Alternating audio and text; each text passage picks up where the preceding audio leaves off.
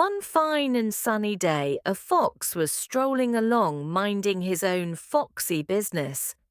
He thought he might sit down under a shady tree and have some lunch, as he was a bit thirsty and hungry. Then he realized he'd left his lovely packed lunch at home. "Oh, you foolish fox," he said to himself.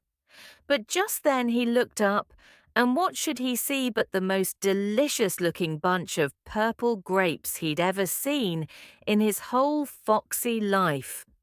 They were just sitting there, hanging from a grapevine that ran along the branches of a tree. The grapes looked like they were about to burst with the tastiest juice, and the fox's mouth began to water.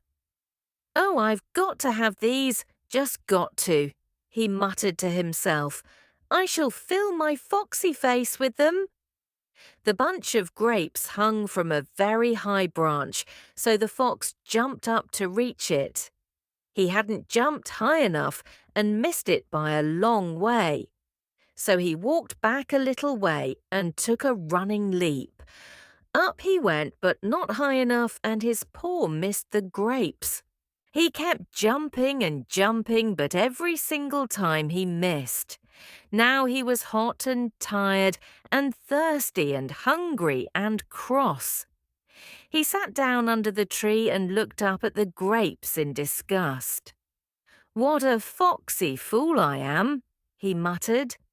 "What am I doing wearing myself out, jumping up and down on a hot day like this, just to get hold of a bunch of horrible old sour grapes?"